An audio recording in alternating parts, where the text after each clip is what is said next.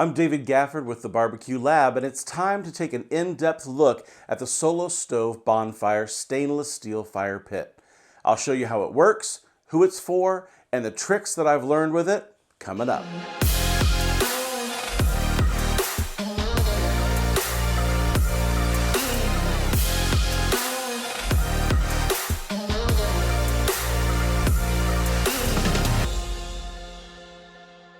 The Solo Stove Bonfire is a medium-sized stainless steel fire pit that claims to produce a smoke-free fire. We first learned about Solo Stove a couple of years ago while attending the Hearth Patio and Barbecue Expo in New Orleans and purchased our large-sized Yukon backyard bundle shortly after for our outdoor kitchen and living space. Now, we've now lit countless fires in our bonfire fire pit, and let's start by covering some of the basics. Solo Stove smokeless fire pits come in three sizes: the Yukon, which is the largest, the Bonfire, which is the medium size, and the Solo Stove Ranger, which is the smallest. Now, like all Solo Stove fire pits, the Bonfire is made using a double wall structure with vent holes at both the top and the bottom of the fire pit. Cool air enters through the bottom, heats up within the double wall, and rises to the top, which encourages a secondary combustion as it exits the top vents.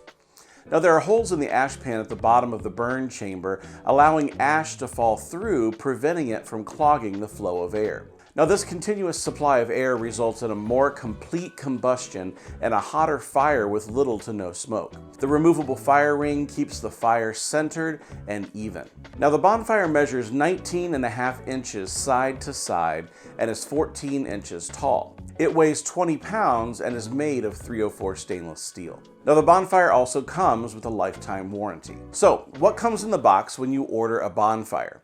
Well, it really depends on which box you order. This time around, we ordered just the Bonfire and stand bundle, and it came with the fire pit, the stand, a fire ring, and the nylon carrying case. The backyard bundle would have also included the spark shield and lifting tools and a shelter, in addition to the basic Bonfire collection. Now, the ultimate bundle would include everything that we've mentioned so far, as well as the fire pit tools and the roasting sticks. So what doesn't come in the box? Well, we shot a video about that, and if you're looking for Solo Stove accessories, just check out the video right here, or I'll link it in the description below. A question that we get when we have guests here at the lab is, what's the best way to light the Solo Stove Bonfire? Now, my favorite method is the same as how we light our pizza ovens. I build a log cabin using smaller pieces of wood that we cut down using our kindling cracker, and then set 1 or 2 fire starters in the middle with a bit of paper or cardboard. Now, we always have cardboard around, and I like to cut it down into small rectangles and use them as kindling. If I'm in a hurry, I'll also just grab the grill gun and the fire is lit in 30 seconds. Now, one of my favorite memories as a kid has to be sitting around the campfire roasting hot dogs and making s'mores. So naturally, another question that we get is, can you cook on the Solo Stove Bonfire? Well, the answer to that is absolutely, but the key is understanding when is the appropriate time. If you put marshmallows or hot dogs over a raging fire, they'll be on fire in less than 5 seconds because the fire burns so hot.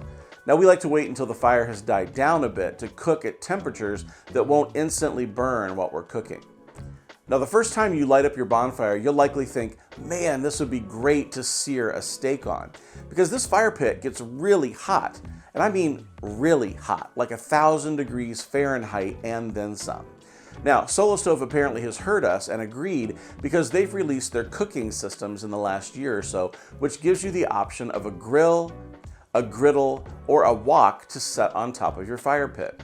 We have a video review coming out on the cooking system, and we'll be sure to link it here and in the description when it's live. Now, here's a preview though.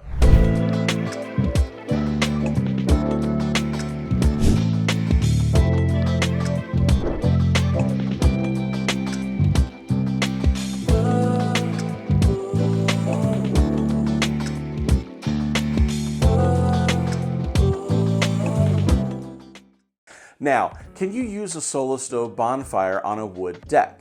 As you can see here, we're working with the bonfire on a cement paver patio. Theoretically, you can use a Solo Stove bonfire on a wood deck as long as you put the included ring stand underneath.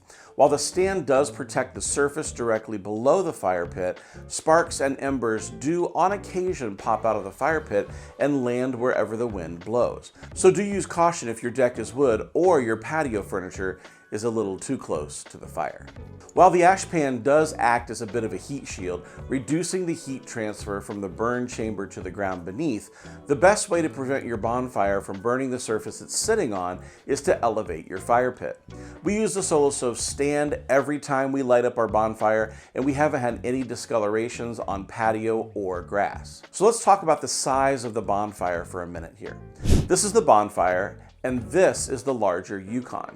In our experience, the Solo Stove bonfire is great for single families and families who like to entertain around 10 people. That's what we use it for. When we're planning larger gatherings, the Yukon is a perfect fit. If you think you'll probably move your fire pit around the yard and take it on the go, like to the campsite or a tailgate, then the bonfire is most likely the right size for you. If you like to entertain large groups and your fire pit will stay in the same place all the time, then you might want to check out the Yukon. Now let's talk for a minute about fuel consumption. As far as fire pits go, the Solo Stove variety, and pretty much all smokeless fire pits for that matter, consume more fuel than the traditional $100 fire pit you can pick up at your local big box store. People often ask us why that is, and it's simply because the bonfire is built to bring more airflow to your fire.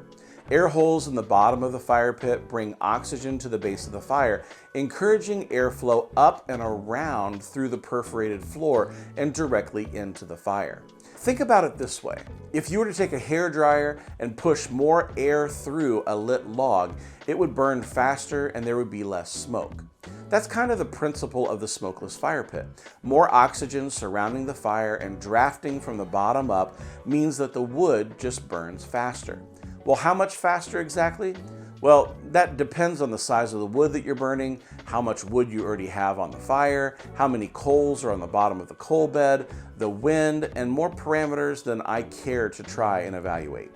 What I can tell you is that I start my fire with smaller kindling that we cut down with the kindling cracker, and once I have a good fire going, I only use larger logs for the rest of the burn.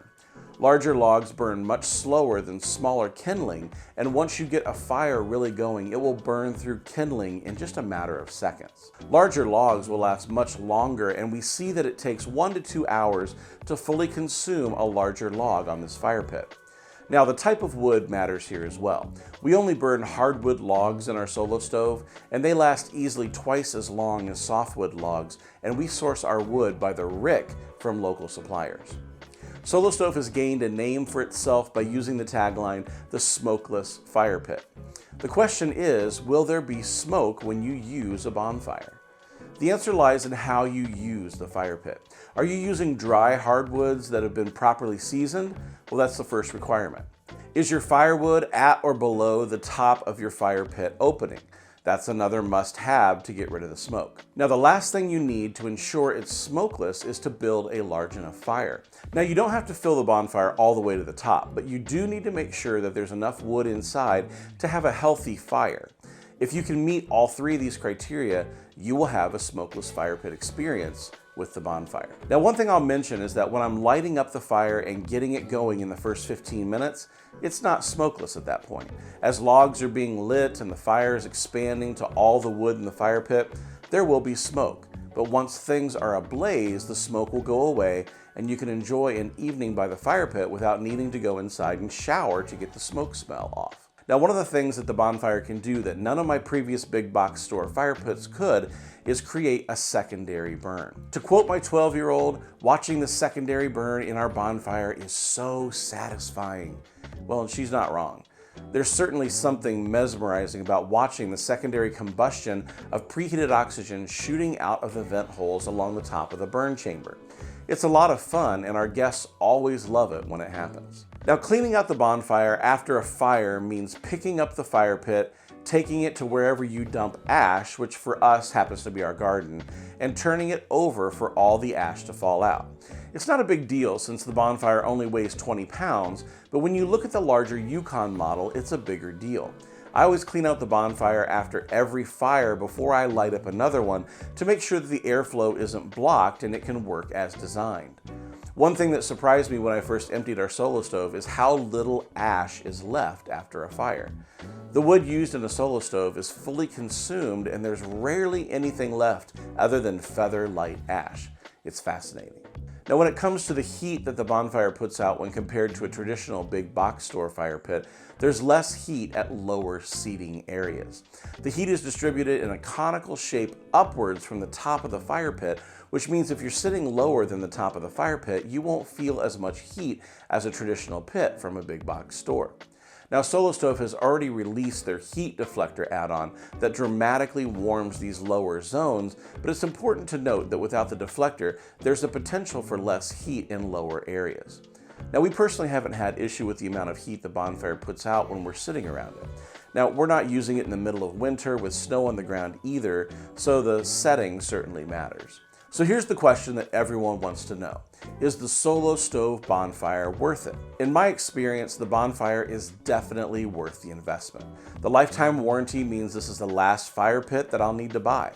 The smokeless feature means I get to spend time around the fire with guests and not be chased around the fire by the smoke. I don't have to take a shower every evening before hitting the sheets because I don't reek of smoke at the end of the night.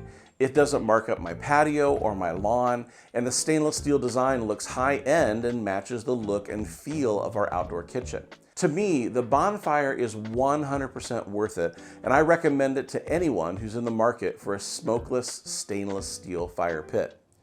Now, that's our review of the Bonfire, and we'd love to have you join us online, and we'd love to share with you the discounts we're aware of in the outdoor cooking world, and so make sure you give us a follow on Instagram, Facebook, Twitter, or the other channels that are out there. As well, if you like outdoor cooking and outdoor living, we'd love to have you subscribe to the channel. We have new content coming out all the time that's reviewing the best in outdoor cooking and outdoor living, and we love to be able to show you what's worth it and what's something you can just definitely pass on. I'm David from the Barbecue Lab. I want to say thanks so much for joining us, and I can't wait to see you next time right here on the channel.